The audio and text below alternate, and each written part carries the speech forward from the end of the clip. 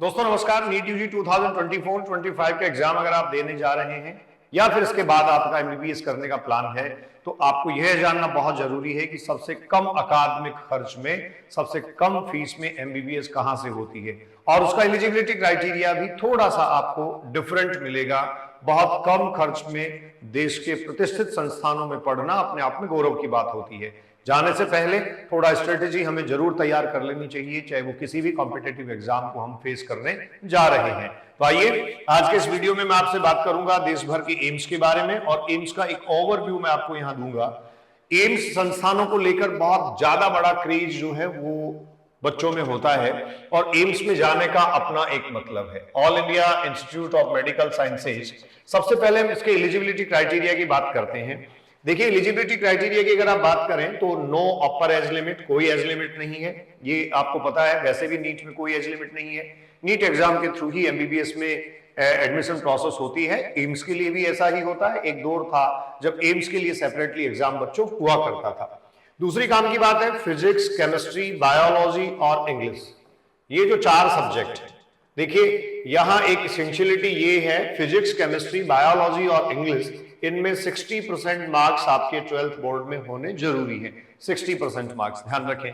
अगर मैं बाकी के गवर्नमेंट कॉलेजेस या नीट का क्राइटेरिया देखूं, जो नीट का क्राइटेरिया अब तक है, नीट के क्राइटेरिया के अकॉर्डिंग बच्चों ये जो मार्क्स हैं ये 60% नहीं है, ये 50% ही है।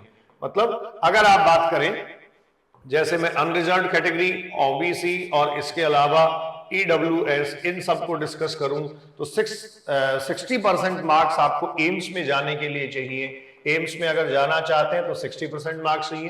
बाकी किसी भी गवर्नमेंट कॉलेज में नीट के थ्रू जाना चाहते हैं या प्राइवेट मेडिकल कॉलेज में जाना चाहते हैं तो 50% मार्क्स की रिक्वायरमेंट है। सबसे पहली जरूरी बात ये। अगर आप एम्स में जाना चाहते हैं और कैटेगरी आपकी एससी एसटी है तो 12th में कम से कम 50% मार्क्स आपके होने चाहिए। और अगर आप पर्सन्स विद डिसेबिलिटी हैं, फिजिकली हैंडीकेप्ड हैं, तो ये 45% मार्क्स जो है वो होने चाहिए। नीट के लिए जनरल ये क्राइटेरिया जो है वो 40% मार्क्स का है। क्लियर? अब इसके बाद देखिए बच्चों कुछ लिस्ट आपके सामने खुली है। जैसे एम्स दिल्ली 1956 में स्थापित हुआ। आपको पता है देश भर में नहीं दुनिया भर में एम्स दिल्ली का नाम है। फर्स्ट रैंक है इसकी। NIRF रैंकिंग इसको बोलते हैं, नेशनल इंस्टीट्यूट रैंकिंग फ्रेमवर्क। एक ऑर्गेनाइजेशन है जो इंस्टीट्यूट्स की रैंकिंग करता है, चाहे वो कॉलेजेज हो, चाहे यूनिवर्सिटीज हो, चाहे कोई और इंस्टीट्यूट्स हो। उसके बाद एम्स जोधपुर है। एम्स जोधपुर 2012 में स्टैब्लिश हुआ। एम्स भुवनेश्वर है, 2012 में स्टैब्लिश हुआ। इनकी रैंक अगर आप देखेंगे तो ये काफी अच्छी स्थिति है सब। ठीक है बच्चों, ये आपको देखने को मिलेगा। अंडर 50 है करीब करीब सारे। एम्स ऋषिकेश है, ऋषिकेश का काफी अच्छा नाम है, 2012 में ये भी स्टैब्लिश हुआ। इसके अलावा एम्स रायपुर, एम्स मध्य प्रदेश भोपाल और एम्स पटना, सब ये 2012 में स्टैब्लिश हुए हैं। इसके बाद अगर आप देखें तो एम्स रायबरेली 2013 में स्टैब्लिश हुआ है। ठीक है, ये 8 एम्स जो है उनके नाम आपके सामने थे। अब आगे की अगर मैं बात करूं उसके बाद देखिए ये कंप्लीट लिस्ट है बच्चों।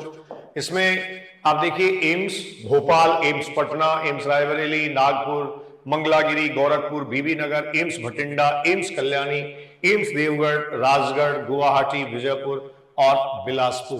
तो इस तरीके से ये काफी सारे एम्स जो हैं वो यहां एग्जिस्टेंस में हैं। टोटल नंबर आप ये जो देख पा रहे हैं 19। कुछ अपकमिंग एम्स जो है उनकी बात मैं आपके साथ कर लेता हूं क्योंकि वो आपके लिए जानना काफी ज्यादा जरूरी है। अगले साल जब आप एग्जाम में बैठेंगे तो कुछ और एम्स जो है वो यहाँ ऐड हो जाएंगे। और ये देखिए ये वो एम्स हैं, ये वो इंस्टीट्यूट हैं जो आपके ड्रीम इंस्टीट्यूट हो सकते हैं। अब आपको अपने ही स्टेट में या आसपास रह के पढ़ाई करने का मौका मिलेगा। दरभंगा बिहार, एम्स दरभंगा बिहार हाल ही में चर्चा में रहा था, अंडर कंस्ट्रक्शन बताया जा रहा है।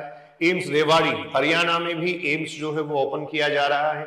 एम्स अवंतीपोरा, ध्यान रखें J&K में एक एम्स विजयपुर में पहले से जो है वो संचालित हो रहा है। इसके अलावा एम्स मदुरई, ये तमिलनाडु में कंस्ट्रक्शन स्टार्टिंग सून, और एम्स बेंगलुरु कर्नाटका ये प्रपोज्ड है। तो एक तरीके से ये एम्स जो है इस लिस्ट में और जुड़ जाएंगे और आने वाले टाइम में एम्स जो है उनकी संख्या होने वाली है 24 एम्स जो है वो देश भर में होंगे।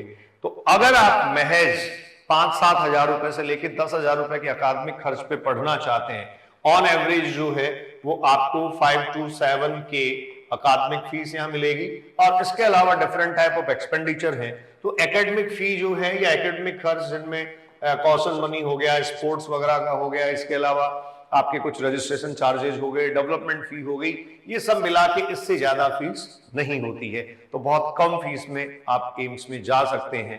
अच्छा, जाने के लिए 650 प्लस मार्क्स करीब करीब जो है वो आपको जरूरी है। हालांकि इससे कम में भी एम्स मिलने की संभावना होती है। ये मैं सारे एम्स की बात कर रहा हूं। एम्स में अगर आप जाते हैं तो आपकी एमबीबीएस की डिग्री अपने आप में एक विशेष मार्क के साथ आती है। और आपको पता है एकेडमिक डिग्री जो होगी उसका आने वाले समय में बहुत ज्यादा वैल्यू होगा, क्योंकि नेक्स्ट एग्जाम ही डिसाइड करेगा आपका एकेडमिक करियर। मैं मल्डोविया अभिव्यक्ति के माध्यम से आपसे मुखातिब हो रहा था। जुड़े रहिए, यूं ही अपना प्यार और मोहब्बत लुटाते रहिए।